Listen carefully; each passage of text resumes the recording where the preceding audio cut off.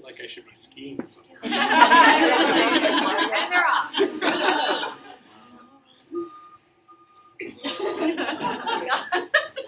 That was crazy. Oh goodness. We are going to talk about something that we talk about with our families. My friend Jen that I do Willow and Sprout with, we've talked about this a lot with our own families. Developing a family identity based on our values. This can be a really great place to start with parents, to get into places to talk about things that they're desiring to see, that you're desiring to see for them moving forward. Because sometimes if we can create a little bit of a roadmap together based on where we want to go, things we want to see in the future, it makes it easier to talk about what's happening and how we're going to get there. So we talked about this whole idea that desire for relationship with their children can be overpowering the ability to hold these loving boundaries, developing the awareness of the masculine and the feminine, hard to sit in the discomfort, and parents generally struggling in the parenting at ages that they themselves struggle with, had trauma. So our sort of place to go with this is the idea that if we can help them take a look at what are your values as a family that we want to move into, that we want to go toward. So we've started with families before at parent meetings. We've taken a list of tons of values and just put them in front of parents, and we've realized that starting at those places, if they're valuing their family being a very connected family, oh, great. Then when we talk about and when we message to that family in the future, we know that that's a value and that we're more likely to get buy-in from that family as we bring up what they say that their family values, right? It's a good way to set intention moving forward. Also, if the two parents are valuing different things in their parenting, it can also be a great place to talk about that. Well, you're desiring this, you're desiring this. I think if we are talking about these things with your child, we can meet both of those. Meet with both of those values. It's also a good place to call back to ourselves as we might lose our way in our parenting journey. A lot of times I've said to myself, okay, I'm feeling a little lost. What are things that when my children were little, these were things that I value about them moving forward? How do I want to continue to act? It's places to call ourselves back to and place to start. Next one. Yeah. So I can't recall back. I have 2-year-olds. I can go back to that. So when I go back to my childhood, what are things I valued as a child? Mm-hmm. You can talk about what you valued as a child. What do you value on behalf of your child as a parent? Mm-hmm. What are things that our family values? I think that's conversations we don't really have a lot with one another. But if we're thinking about, developing sort of that family identity, when we talk about family identity, moving forward with, let's say, middle schoolers, high schoolers, all of those ages, if we've developed a family identity that calls them back to those things, hey, my last name is Hodgkins, so in the Hodgkins family, we do these things. The Hodgkins family, we're about these things. These are values for our family going forward. It helps create that identity-based. And I know there's research, and because I deal in the practicalities, I don't always call upon the research as much, but we definitely have found that families that have sort of those values in place of those things that they can go back on to better. their why is in place. And when we can make decisions based on our why, we tend to make more grounded, lasting decisions. Do you do anything like this? Because it seems like a really good idea for understanding, because you're supposed to be helping a family live into their values and not enforce your values. So it's like a really nice, very concrete. Right. Yeah, exactly. That is one of the tricky things, because it can be very easy as therapists to, we study all these things. We know, like, oh, this is awesome for children. It's awesome for adolescents. And we just want to take our agenda. And that was a big takeaway that I had from this program, our whole cohort. I remember really delving into that. Like, yeah, our primary thing is to understand the values of our client or their family. And not that we can't introduce other things as considerations and suggestions, and here's some research, but at the end of the day, it's our job to support them in their values, as long as no harm is being done, obviously. And they're also great places to have conversations. You're saying that you're valuing this, right? Mm-hmm. And so how does that play out? And might I make a suggestion that this would be a consideration, right? As you're moving toward that value, right? It's a great place to open up the conversation. Do you recommend that the child or children are present when having discussion? Like, do you recommend that the children or child are aware of the family's values and that it's open? I think that's fabulous. I think their understanding of that is going to be different based on varying ages. Like we were talking about, like toddlers and early preschoolers don't really understand value statements. They really deal in the physicality and the practicalities. And so it's one thing for them to know that word, that their family might value this random thing, but their understanding what that is probably going to unfold more as they get into elementary school and then beyond. But it's not going to hurt them to introduce those concepts. But a lot of that work in family systems of those little ones at these ages is parent-driven. But then it becomes apparent, as you're, and then I think it's fantastic for children to know the values of their families. Because I think it, like when we're talking in elementary school with our son, we're like, well, our family isn't going to decide to do that activity because these are things we value, right, as a family. And it makes, your child might not understand your why, but sometimes it helps to know that there's a reason behind the decision, even if we're not going to participate in that because this is our family value. Or we are going to do that because our family values that. So,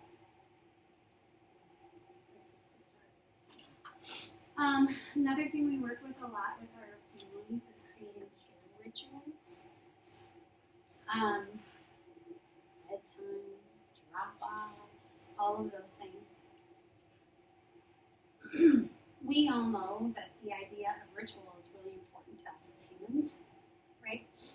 But those rituals are very much open to whatever that family wants to do, however they want that to be. And those are pieces that can help their child feel safe, that can help them feel connected.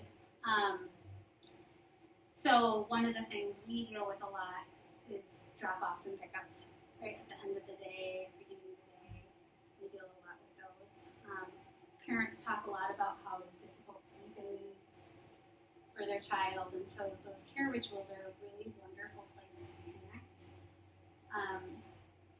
And what's really cool about that is that they can make that as specific to their own family as they want to, right? We have families that do like a little fist bump, hand jiving thing, like we're talking like our 4 or 5 year olds kind of thing with their parents in the morning. We have ones that have you ever heard the book The Kissing Hand? So that's what's up here, that Audrey Penn. It's a good one. Chester the raccoon's really nervous about going to school, and so they develop those care rituals.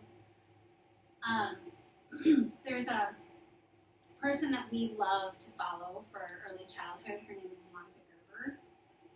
And we tell a lot of parents sometimes if you're really getting lost out in internet land and you want to get some advice that feels a little bit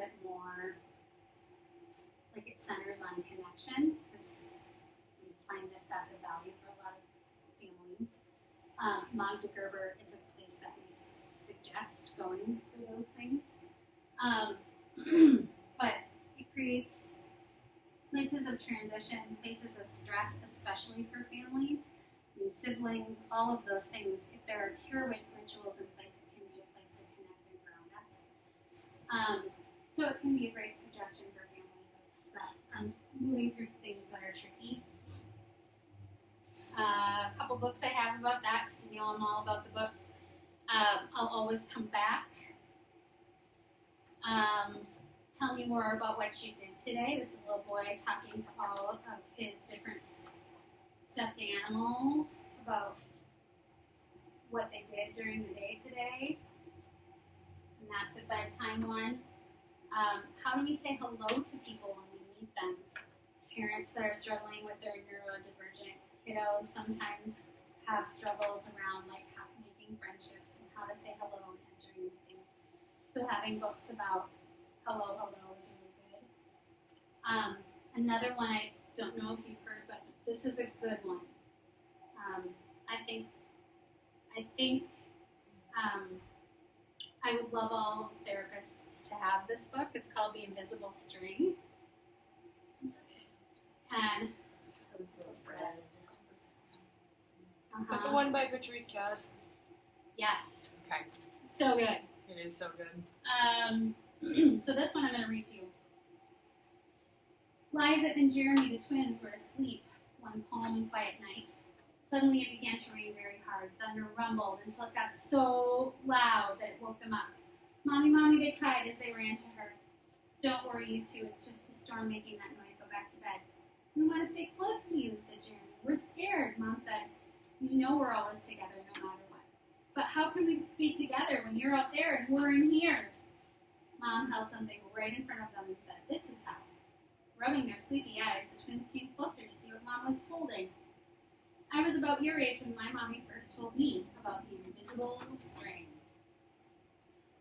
I don't see a string, said Jeremy. You don't need to see the invisible string. People who love each other are always connected by one, a very special string made of love. But if you can't see it, how do you know it's there? Asked Liza. Even though you can't see it with your eyes, you can feel it with your heart and know that you are always connected to everyone that you love. When you're at school and you miss me, your love travels all the way along the string until I feel it tug on my heart. And when you tug right back, we feel it in our hearts, said Jeremy. Does Jasper have an invisible string, Liza asked. She sure does, said Mom. And best friends like me and Lucy, asked Liza. Best friends too. How far can the string reach? Anywhere and everywhere, Mom said. Would it reach even if I were a submarine captain deep in the ocean? Asked Jeremy. Yes, Mom said, even there. Or a mountain climber? Even there. A dancer in France? Even there. A jungle explorer? Even there. How about an astronaut out in space? Yes, even there. Then Jeremy quietly asked, can my string reach all the way to Uncle Brian in heaven? Yes, even there. Does the string go away when you're mad at us? Never, said Mom. Love is always stronger than anger. As long as love is in your heart, the string will always be there. Even when you get older and can't agree about the things like what movie to see or what game to play in the back seat or what time to go to bed. Oh, that's right. You two should be in bed. And with that, they all laughed as Mom chased the twins back to their beds. Within a few minutes, they were asleep, even though the storm was still making the same loud noises outside. As they slept, they started dreaming of all the invisible strings they have, and all the strings their friends have, and their friends have, until everyone in the world is connected by invisible strings, and from deep inside, they could clearly see no one is ever alone. So that is one of my favorites. Do you have the workbook for it, or have you seen the workbook? No. Oh my gosh! So my stepchild just moved overseas, Yeah. so parent and I got that book for kiddo before they moved overseas and discovered they have a workbook. Super highly recommended. Very cool. Very, very cool. That's a fun one. So I love using things like that to, like Brian was saying before, right?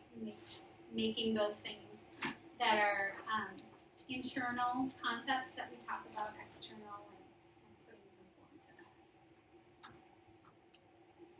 Yeah. All right.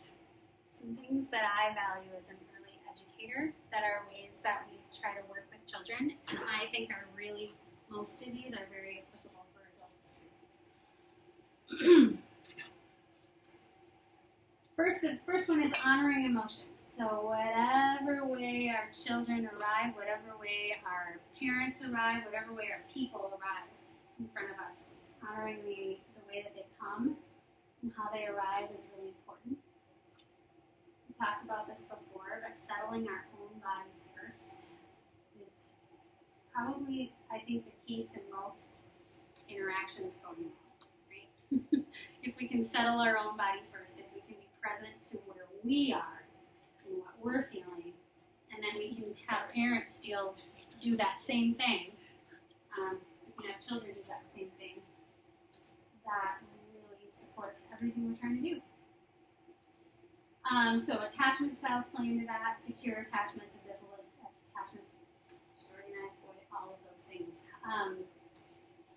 I think it's really cool how therapy can move us toward, from attachment styles that we've been in toward more healthy attachments, and I think those are places that we find huge success in as parents are getting therapy and as parents are doing things like that. We find just a huge difference in the families. So we're gonna pass out some feathers. Again, we're working on our own.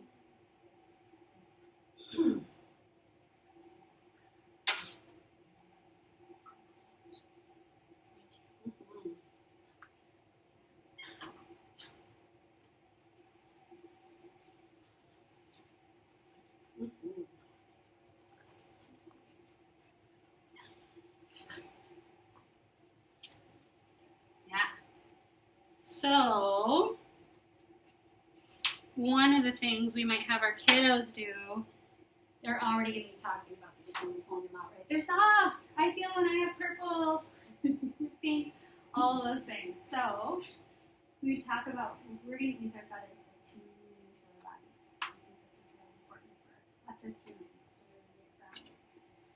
So, one of the things we can do is feel our feathers. Look at them and feel them.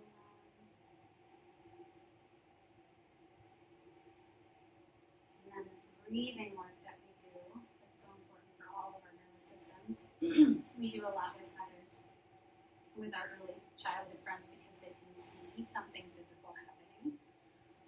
And sometimes it's really helpful and calming to use the visual of what's happening in our bodies. So we're going to take a deep breath and blow the feathers soft.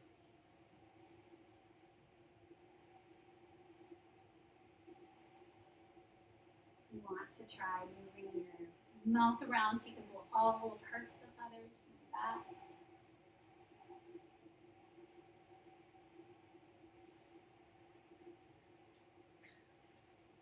And see what happens when you blow your feather really hard.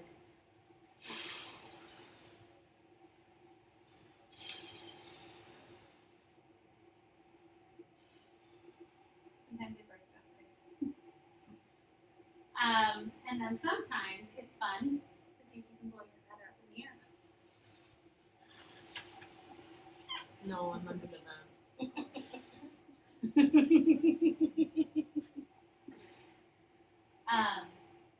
Great ways for children and for adults, I think, to know that we have breath inside us, to make that visual. So, you can keep your feather if you want to. I'm going to trade out your broken feather. If you don't want to, you can give it back. So I'll leave this up here and you can decide. But I think it's a good visual reminder for all of us to sometimes remember, like with that breathing and that breath. Okay.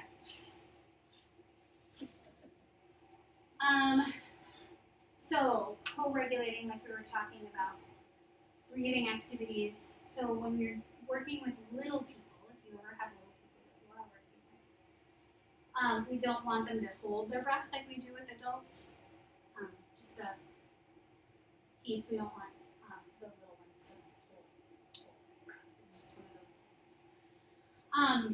But that hot cocoa calm book or yoga experiences, noticing the five senses, I think that if we can teach children to be in tune with and care for their bodies, that's also when we talk about their attunement with their bodies going forward, that's the beginning of how we start teaching tiny people consent, right? And we know that that's a really big deal in our worlds, but being in tune with our bodies is like that scaffolding piece that as educators we want to be putting into that.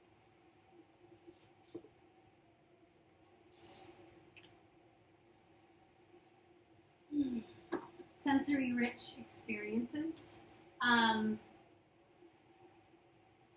So one of the pieces, how much do you know about those kinds of regulatory things with children? Rocking, swinging, blowing, spinning, sucking. Those are all regulating experiences for humans, let alone children. So I think one of the things that's happening in our society too is that we're becoming less and less in nature, and so some of that sensory deprivation that we're seeing in humans in general is exacerbated when we're not getting outside.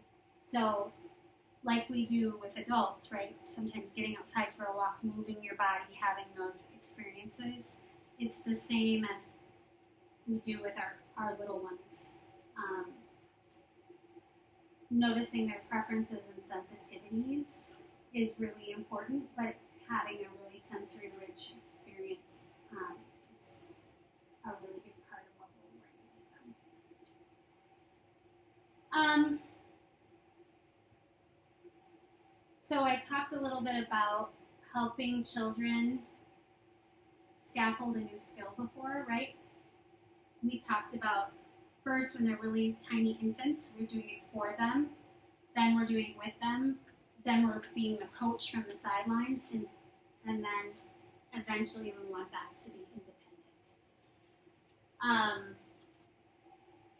If we can help parents learn how to sportscast and be attuned to their children rather than just simply saying good job to them, we see those skills start to blossom really quickly. What's sportscasting? Yeah, that's a great question. So for instance, my little ones are learning how to put on their coats, right? So first as we're teaching children to put on their coats, obviously babies can't put on their own. But then as I'm teaching my little ones how to do it, we do this thing called the flip trick, right? You put your hood down here between your feet, and you take your arms and you go like this through that. So I might say something like, oh, I noticed you got your hood down by your feet. That's a great first step. So it's basically like being the announcer at a sports game. You can think of yourself having that perspective on coaching skills with children. It just can be a really great, for parents that are trying to move away from not doing for their child into the doing it with the coaching part. Just can be a really great way. Oh, I noticed you're really focused as you're putting your foot into that boot. I think as parents, when we can notice the skill sets that children are using to get to the places that we want them to be, rather than noticing, oh, you're so smart, you're you're so talented, you're so this, you're so that, those things can go away, right? But if we praise the parts that are process oriented rather than the attribute of like smart, talented, those kinds of things, we can keep those skill sets their whole life long. They can be learners, they can be focused, they can be determined, they can be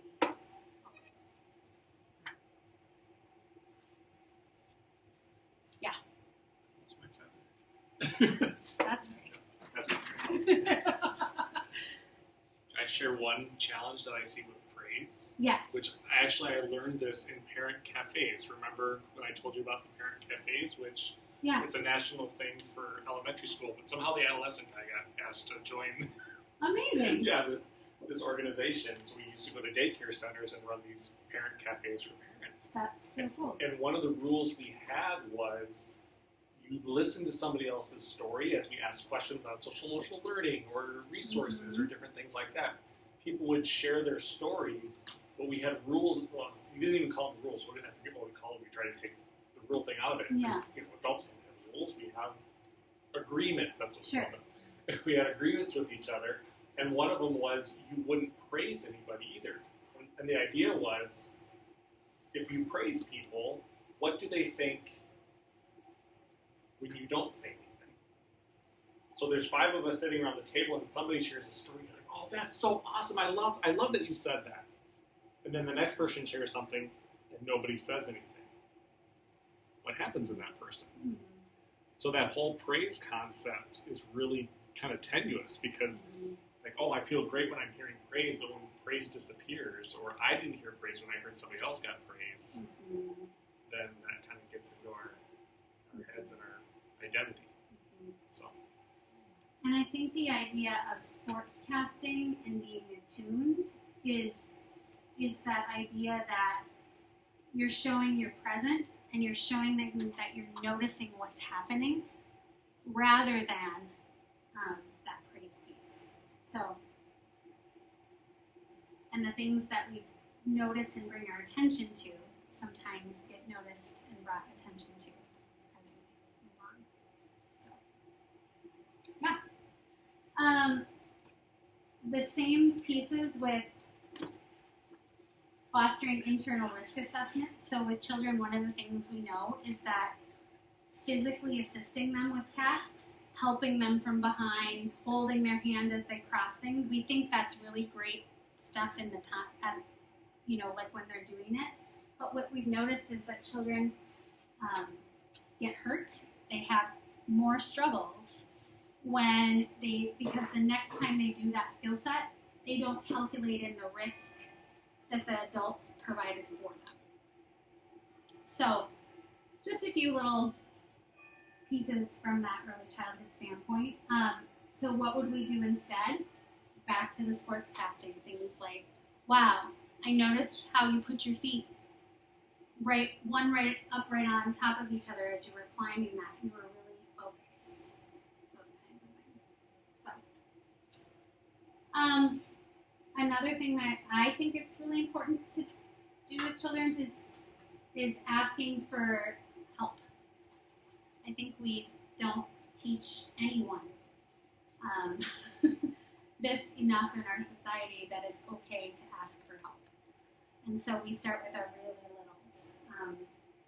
And when we talk to parents and they are really, really struggling with their child who's whining, who won't listen, who all of those things, if we can dial it back to what is that child needing at that time and how can we teach them to ask for what they need, those tend to be really successful places. And if we need to start small, we can say things like, can I have a drink of water, please? Can you help me with my shoe, please? Places in technical tasks are easier to ask for help than places with social and emotional. And I think that's true for all of us, right? So for me, when I'm struggling, it's sometimes harder to reach out to get support with that than if I have a technical task like my car isn't working. But I think normalizing that in our families and asking each other for what we need is really important. And it starts with those really early interactions. Can you please help me with my feet? Can you please help me with my shoe? Can you please help me get a drink of water? And then we can go on to more emotion coaching, things like, I see you would be willing to do all of those pieces, right? Mom, I'm feeling, and then that turns into, Mom, I'm feeling angry. I think I need a place to stop. I think I need a place to hit a pillow. Right? So, but we're teaching them that it's okay to ask for those things when they need them is really important. Yeah, open-ended materials and giving children space to explore, problem solve, and get bored in our entertainment culture.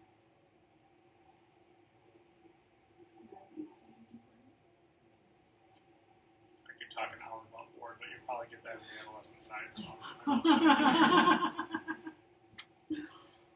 This is a picture of my then 2-year-old, Isabella.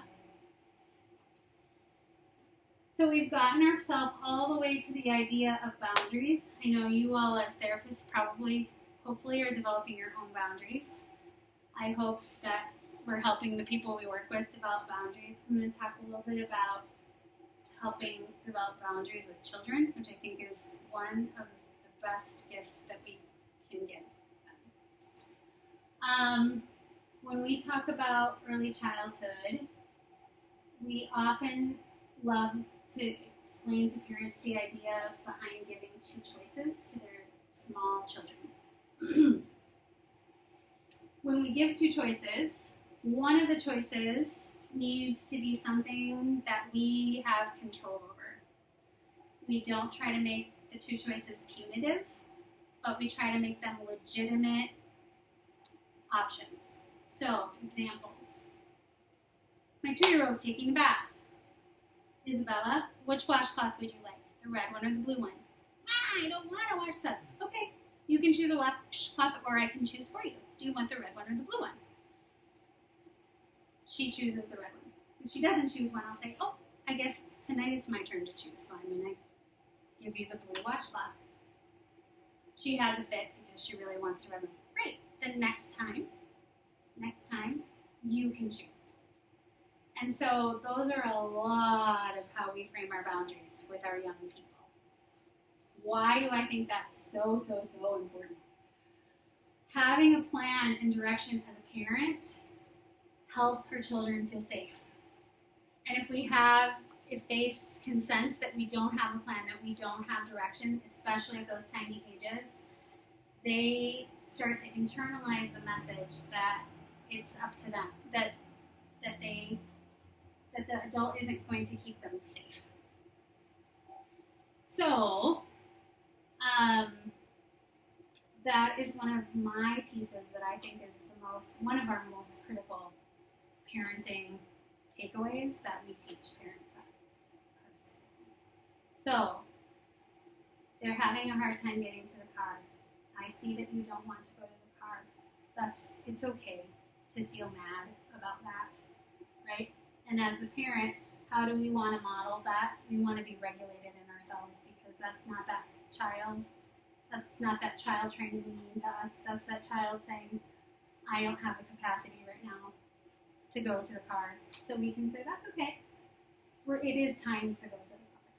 So either you can walk or I can wait. Again, they don't make a choice. We have one that we can do, right, to keep the energy moving. Because when our little ones get stuck, they need us to help keep that energy moving for them too. And the key to all of that is to have that be connecting and relational and all those pieces too. But to know that we've got you. We've got calm, confident energy and we're going to carry her with what we're asking. So, Can I ask a question? yes, please. In the airplane ride, if they were having a tantrum, like kicking and screaming, I'm ready. And say, oh, keep the energy moving. keep that energy moving because they might not feel it right now, but as a parent, you can say it's a beautiful place to practice saying to yourself, I'm uncomfortable right now. I know that we need to get to the car and keep this moving. I have a strong family, right? And so I know it's best for my child if I keep this energy moving. And I've honored that they're feeling mad and sad and all of those things. It's okay to feel those things. And this is what we're going to do now. I've got you. You're safe. So So I kind of want to share a funny story on this. So yes, please. I follow like parenting people online, and I saw this once about giving the two options, and I was really struggling with my boyfriend at the time. And helping me like clean up dinner and like take out the dog and stuff. So I like started doing. I was like, "Do you want to take out the dog, or do you want to help me clean up dinner?" And he started actually helping and like picking one because I allowed him to make the choice. Right. And so it works on all ages. I'm just letting you guys know. As soon as you said that, I was like, Do you know most of our stuff that we do with the early childhood teachers? We had a lot of teachers and student teachers and all that have come through there, and they're like, "This isn't just early childhood. This is life stuff." yes. And they're like, "My relationships are better because I work in this job." All of those pieces, because it is true. Like in those places where, and I think those carry through to all of our relationships. But for children, I do know one of the biggest questions at those ages is, where do I have power and control? They're the questions we have as adults. Where do I have power and control, and where do I not?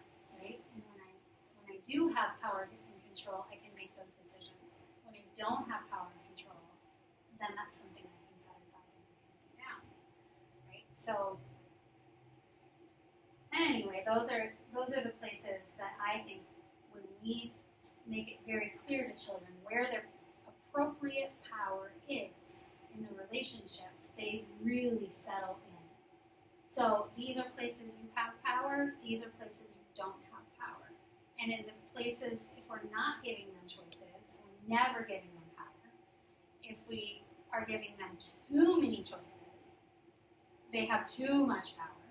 And if we don't ever, as parents, say, okay, and we're going to keep the energy moving, we're giving our power as parents away to our child. And that feels very unsafe and scary. So, more examples of that? Yeah. I've never had to use the Alden doesn't take his favorite when I'm sure we'll get there someday. But just getting dressed has been a struggle, even with the two choices. And this just happened last week. He wanted to put his pants on. And I was like, you need to get your pants on. So I started and then I was just like, okay, we're gonna take a break. So I didn't keep the energy moving. Didn't get his pants on. We walked around without pants for a long time. Then he came back. And I don't know, I should have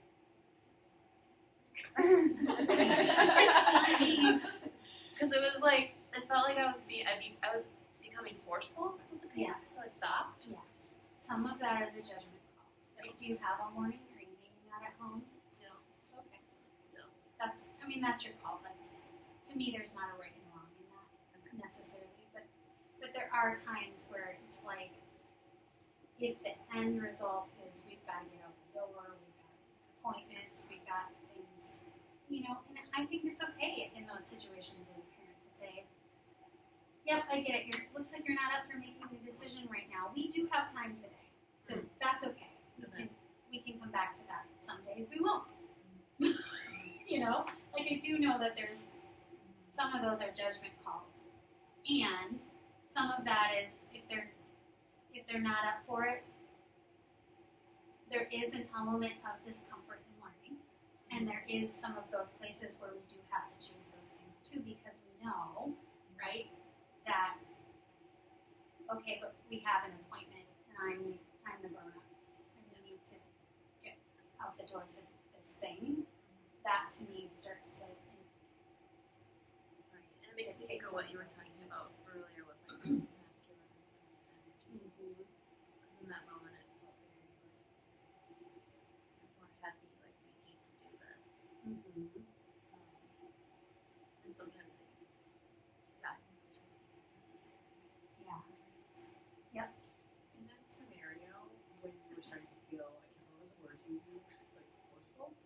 First, Yeah, well, just to get us, he was like Yeah. moving around and rolling over. Sure. And hold still. and I can relate to. I remember moments like that. Thinking about your regulating yourself. Yes. Can you, in those quick moments, just pretend like you're regulated? Because Yeah, it until you wasn't make it regulated. kind of thing. 'Cause, Yeah. like, you don't really have time to like. Okay, I'm gonna And go do this some is yoga. myself. yeah, right. Totally. Yeah. Yes.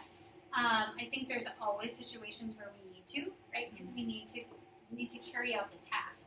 But then there are opportunities, if we take them, to say, why am I feeling triggered and frustrated in these moments, and what will be my plan going forward in that situation next time, so that I don't continuously hit that mark and get frustrated and have that be a thing. So in the case where we would have to get out the door, I might say something like, I see you don't want to put your pants on right now. I get that. So either you can help me put your pants on right now, or I will need to do it for you, because we'll need to get out the door. And when we have more time, that's okay. You don't need to make those decisions necessarily if you are up for it. But it is practice for me. It's true. Thanks for working through that. Yeah. Also, I'm on his side because pants are stupid. They really are. Would any of us wear pants if we had to? No. No. But I do think about for me, when I was a kid, I had a problem with transitions. If anything was new, I would just be like, oh my god, the world is ending. So the transition from like even home to school to home or daycare was, though I was familiar with it, it was kind of nuts. And I wonder what I keep going back to what you say, how parents want to be a good parent, and that probably becomes even more difficult when there's the group Yes.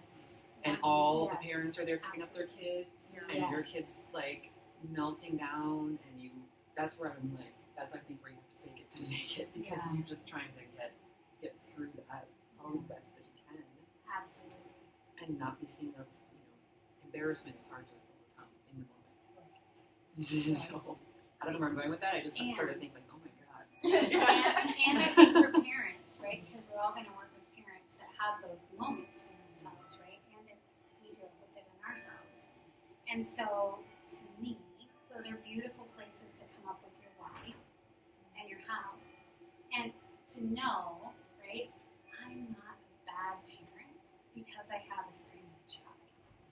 My child, those are the stories, right? That we want to help rewrite for ourselves and for parents, and to normalize that. Because at Willow and Sprout, if there's a child having that kind of tantrum, we do a lot of drop off, pick up, those kinds of times.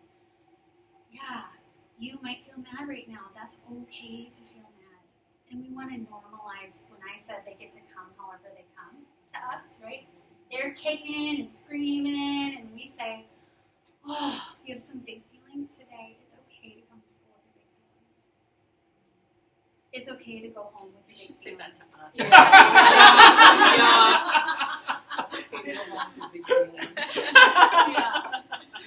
Yeah. So for me, all of those pieces are places that I would want to help normalize for parents to be like, they all have big feelings sometimes. They might not want to be coming right now, and this is their schedule. As adults, we might not want to be going somewhere, but we don't get to lay down on the ground and kick and scream and cry about it, even though we might want to, right? So of course they're little people. They're not going to be able to hold that together in the same way that we would be able to.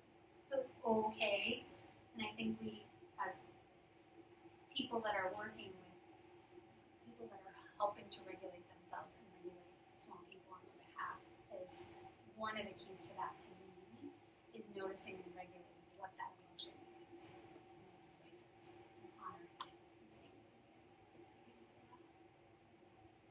So you're saying that's better than just dragging the kid out by the arm and throwing the collar around it. And sometimes we all do things Yeah. to get through the moment, and that's okay too, right? And we can always go back and repair if there's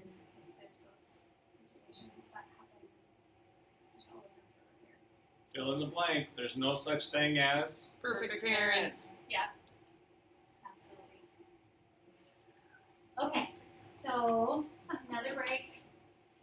Thank you. Yeah, and then I'd love to, when we come back, be thinking of some questions, be thinking of some things we want to talk about throughout the time together. So I'll just sit and chat. What do we do? Wow. That's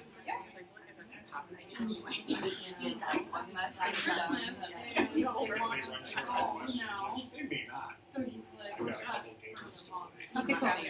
whatever to see. They were supposed to be cool techniques, which is